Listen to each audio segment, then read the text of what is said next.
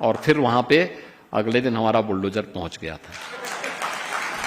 साहब आप एफआईआर में कुछ मत करिए, मैं पूरी लैंड गवर्नमेंट को हैंड ओवर कर रहा हूं। ये भूमि उत्तर प्रदेश पुलिस की ही थी, यूपी पुलिस की ही लैंड है, लेकिन एक माफिया का कब्जा है। एक दिन यूपी के डीजीपी, और देखो डीजीपी भी कब लेके आए, जिस दिन रिटायरमेंट के ठीक समय में वो मेरे पास एक फाइल लेके आए। हमारा जो स्टेट फॉरेंसिक इंस्टीट्यूट है, ये केवल इंस्टीट्यूट नहीं है, ये हमें एफएसएल और साइबर सिक्योरिटी के बारे में ही नहीं बताता है। हमने सभी प्रकार की आज के समय की इमर्जिंग टेक्नोलॉजी का भी एक केंद्र उसको बनाया है। हमारे वहां पे सर्टिफिकेट, डिप्लोमा, डिग्री कोर्सेज भी चल रहे हैं। लेकिन महत्वपूर्ण क्या था, यह भूमि उत्तर प्रदेश पुलिस की ही थी, लेकिन इस भूमि पर लखनऊ का एक कुख्यात माफिया कब्जा कर लिया था और गवर्नमेंट उससे भाग चुकी थी, क्योंकि गवर्नमेंट के संरक्षण में, पिछली सरकारों के संरक्षण में वो माफिया इतना प्रभावी था कि उत्तर प्रदेश पुलिस की हिम्मत नहीं हो रही थी कि उससे खाली करवा ले।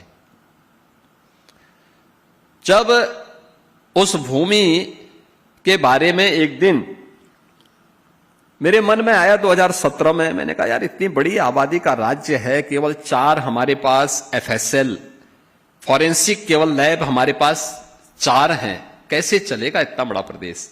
जो भी हम जांच भेजते हैं कई कई वर्ष लगते हैं। जब भी मैं पूछता था कि भाई नई लैब्स क्यों नहीं, नई लैबोरेटरीज क्यों नहीं स्थापित करते हो, लोग बोलते थे साहब मैन पावर नहीं मिलेगा। मैंने कभी इंस्टीट्यूट को स्थापित करो, अच्छा पैकेज दो, ये हाथ पे हाथ धरे रहने से नहीं होगा काम। एक दिन यूपी के डीजीपी, और देखो डीजीपी भी कब लेके आए, जिस दिन रिटायरमेंट के ठीक समय में वो मेरे पास एक फाइल लेके आए। तो मैंने कहा ये क्या है, मैं सोचा कि हो सकता है कि वो अपना एक्सटेंशन का लेकर के आए होंगे। तो मैंने कहा ये क्या है, तो उन्होंने कहा साहब जो है आप फॉरेंसिक इंस्टीट्यूट की बात कर रहे हैं, यूपी पुलिस की ही लैंड है, लेकिन एक माफिया का कब्जा है। तो मैंने कहा ये तो हमारा सबसे प्रिय विषय है।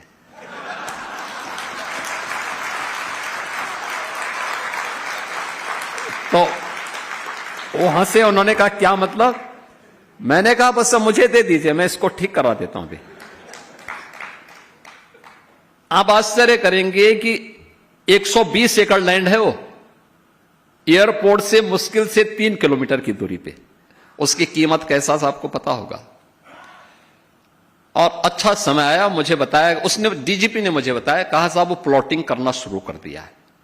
मैंने कहा घबराइए मत। मैंने कागज निकाले उसके, फिर मैंने कहा रेवेन्यू बोर्ड में किस अधिकारी ने इसके पक्ष में किया था, कब किया था, निकालो उसकी पूरी कुंडली निकाल दो। निकाला, बोर्ड ऑफ रेवेन्यू के चेयरमैन को बुलाया। मैंने कहा तत्काल इसको स्टे करो। वो हाई कोर्ट गया, मैंने इधर एफआईआर लॉन्च करवाई, और फिर वहां पे अगले दिन हमारा बुलडोजर पहुंच गया था। पहली बार जब लखनऊ में उसने बुलडोजर देखा तो उसके बाद वो तुरंत आया सिलेंडर कर। उसने कहा साहब आप एफआईआर में कुछ मत करिए, मैं पूरी लैंड गवर्नमेंट को हैंड ओवर कर रहा हूं। मैंने कहा तो हम ले ही चुके हैं, तुम्हारे कहने से कुछ नहीं होने वाला है। लेकिन याद करना, आगे से अगर कहीं तुमने यूपी के अंदर लैंड कब्जा की तो मान के चलो कि तुम्हें यूपी में कोई ठिकाना नहीं मिलेगा। और आज आप देख रहे होंगे वहां पे बच्चे डिग्री, डिप्लोमा और सर्टिफिकेट कोर्सेज कर रहे हैं।